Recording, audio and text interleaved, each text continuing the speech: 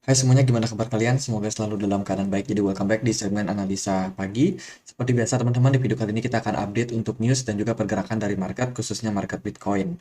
Hari ini kita ada di tanggal 31 Mei. Kita ada di penghujung bulan Mei, teman-teman. Dan setelahnya kita akan masuk ke bulan Juni. Dan atmosfer baru tentunya akan merubah posisi daripada market. Kemarin kita dapat data soal consumer confidence Amerika Serikat. Ternyata hasilnya sayang sekali ya mengalami penurunan. Hanya saja penurunannya itu masih sangat-sangat jauh daripada ekspektasi market. Kalau kita lihat sih dari forecastnya itu sampai 99 di poin 99. Tapi kemarin turunnya cuma sampai 102,3, which is ini sebenarnya masih sangat-sangat strong.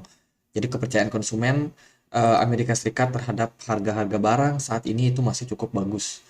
Kemudian hari ini kita akan dapat beberapa data. Pagi-pagi kita akan dapat data manufacturing PMI untuk China. Ini mungkin akan berdampak sama kondisi dari market. Ada manufacture dan juga non-manufacturing. Kemudian akan ada speech dari European Central Bank, Presiden ya, itu Christine Lagarde akan berbicara hari ini. Mungkin berbicara perihal inflasi yang terjadi.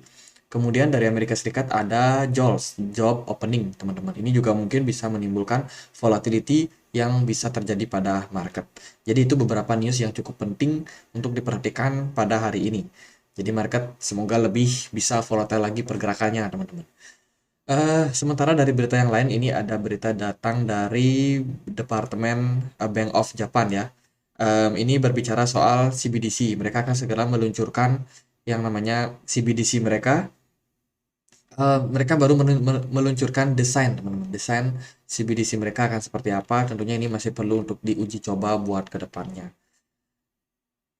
Ya, Jepang salah satu negara-negara di tahap awal yang sudah bersiap ya, sudah siap untuk meluncurkan CBDC mereka yang akan kemudian menjadi eh, yang namanya alat pembayaran, teman-teman. Terutama eh, mereka tidak akan pakai stablecoin yang diluncurkan dari luar, tapi mereka pakai stablecoin CBDC mereka yang memang diproduksi oleh negara sendiri, which is ini tentunya lebih aman. Oke, itu berita dari Jepang. Kemudian ada berita hacking. Ini berita apa ya? Dari blockchain Petro namanya, teman-teman. Ini adalah blockchain yang dimiliki oleh Venezuela. Itu katanya dikabarkan kemarin berhenti ya, dan blockchainnya itu tidak beroperasi. Hanya 4 blok yang diproduksi dalam periode waktu tertentu. Jadi sangat-sangat stagnan. Informasinya kurang kurang sekali ya teman-teman, tapi ini sebenarnya cukup bikin market panik, terutama bagi warga warga Venezuela yang menggunakan blockchain dari Petro. Ini diasumsikan sih ada serangan memang ya dari blockchainnya sehingga transaksi tidak bergerak, teman-teman.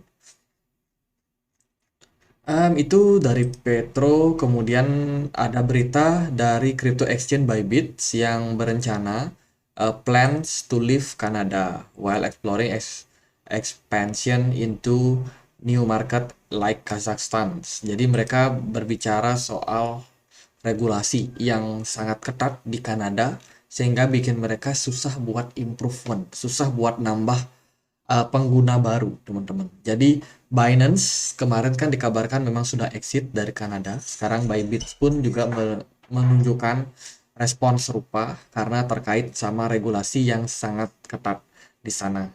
Sehingga Bybit sendiri melihat pasar yang lebih menarik mungkin di kawasan Asia seperti Kazakhstan.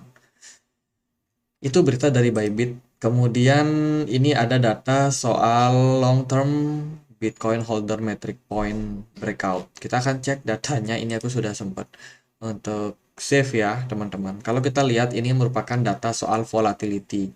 Yang teman-teman perlu perhatikan di sini ada dua garis Bollinger Band. Yang pertama yang warna hijau.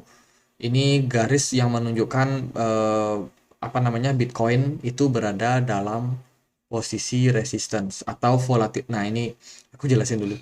Yang hijau ini adalah puncak daripada Bollinger Band atau upper Bollinger Line. Kemudian yang di bawah ini ada bottom daripada Bollinger Line-nya. Nah, yang warna kuning ini adalah volatilitas yang ada di market. Kemudian yang warna hitam ini adalah chart dari Bitcoin. Kalau kita lihat dari volatility-nya, dari data volatility-nya ini ya, ketika harga daripada volatility ini berada di atas daripada top line Bollinger Band itu biasanya merupakan titik puncak atau resistance daripada Bitcoin. Sementara ketika dia berada di dalam garis merah atau di bawah garis merah, garis Bollinger Band-nya.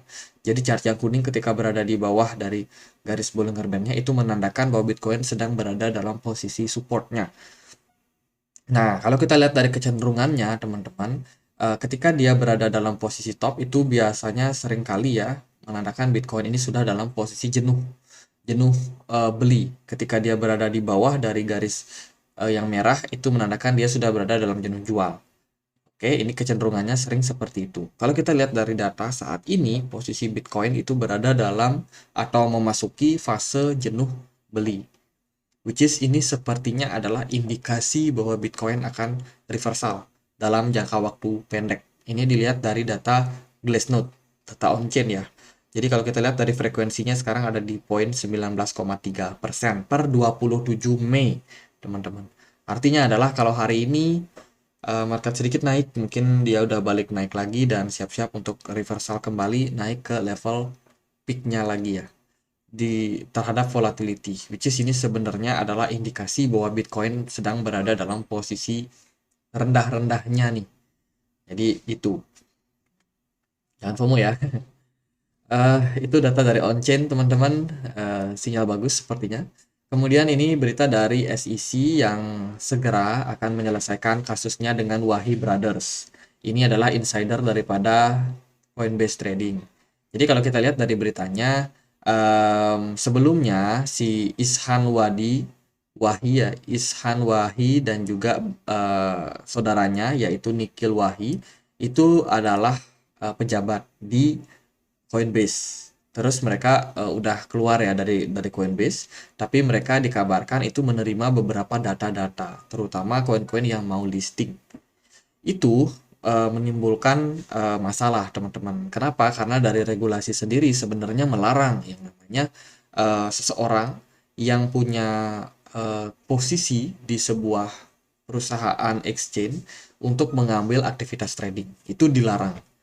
Makanya dia disebut sebagai insider trading. Kenapa? Karena mereka dapat data dari awal, sehingga mereka bisa melakukan spekulasi, membeli aset-aset yang akan listing di exchange mereka. Sehingga ketika dia benar-benar listing, harganya cenderung menguat, sehingga mereka dapat profit. Jadi itu dilarang ya, aktivitas ini ilegal. Nah itu mereka kena kasus, dan sekarang mereka sedang menyelesaikan masalahnya sama SEC. Kemudian ada update terbaru datang dari PancakeSwap. Mereka improve teman-teman. Decentralized Exchange PancakeSwap move into GameFi. Ini adalah sebuah project yang bisa dibilang sudah mapan ya. PancakeSwap merupakan decentralized exchange yang sangat mapan. Penggunanya sangat banyak sekarang. Dan tentunya mereka ekspansi itu sudah sangat-sangat wajar untuk dilakukan. Karena fundamental daripada Pancake sudah cenderung kuat. Teman-teman, sekarang mereka akan bekerja sama Mobox. BNB GameFi Protocol Mobox. Mereka kerjasama untuk bikin game ya, yang dikasih nama apa sih, Tower Defense Game. Jadi temanya adalah Tower Defense. Jadi kurang lebih gitu. Semoga gamenya ke depan akan muncul dengan play to earn juga ya, sehingga ya bisa dimainin dan juga bisa dapetin reward. Ya itu berita terbaik yang datang dari PancakeSwap. Mungkin harganya kemarin sempat pump juga teman-teman perihal ekspansi yang mereka lakukan ini. Sekarang kita bahas dari Bitcoin gimana. Kita akan lanjut analisa yang kemarin. Kita bahas dulu soal DXY. DXY di perdagangan kemarin kembali menguat, teman-teman, setelah kita dapat beberapa data dari kalender ekonomi, terutama soal consumer confidence. Itu benar-benar menguat dan ini berdampak dengan penguatan dari dolar. Kenapa? Karena orang-orang masih yakin nih sama harga, orang-orang masih mampu untuk beli barang. Artinya apa? Artinya inflasi masih bisa naik, teman-teman. That's why menurut saya indeks dolar itu kembali menguat dan sekarang udah menjelang posisi di level resistance kalau kita lihat dari RSI.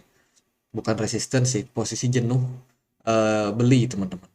Dan posisinya ini mungkin akan kembali menguat dalam beberapa waktu jika sentimennya mendukung.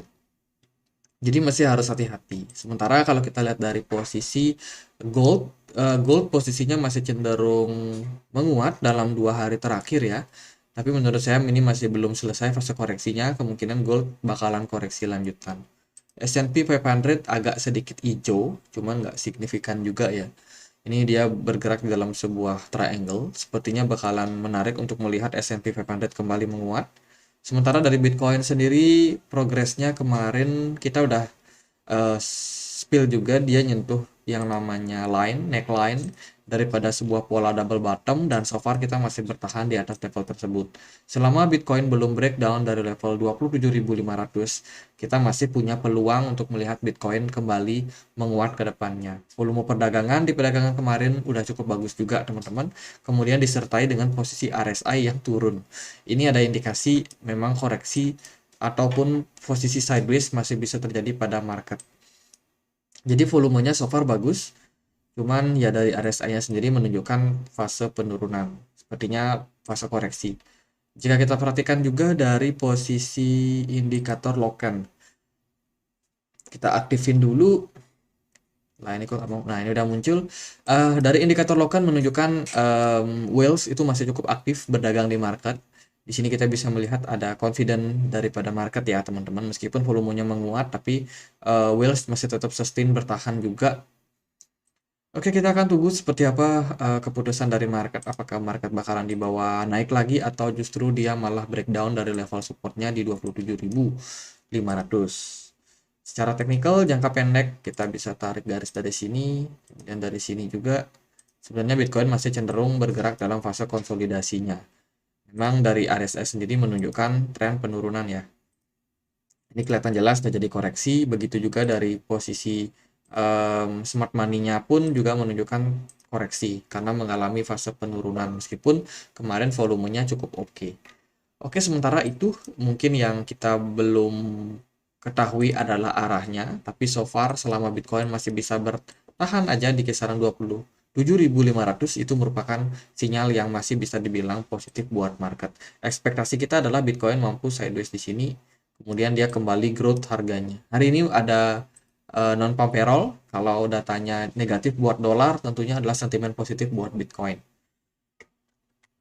Ya gitu aja, karena memang arahnya masih ambigu, entah ini kemana. Cuman ya yang paling penting sih buat kita adalah eh, melihat potensinya dan tahu level-level di mana yang cukup penting untuk diperhatikan. BTC Dominance terus mengalami penurunan ya, sehingga altcoin agak sedikit menguat teman-teman. Ethereum menguat, kemudian ada GRT.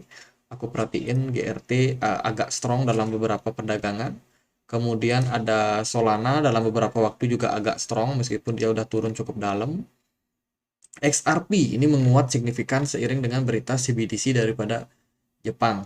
Aku kira sih CBDC Jepang itu ngaruh sama XRP. Kenapa? Karena ya XRP yang bikin ya CBDC-nya running di XRP, di Ripple, di blockchain Ripple.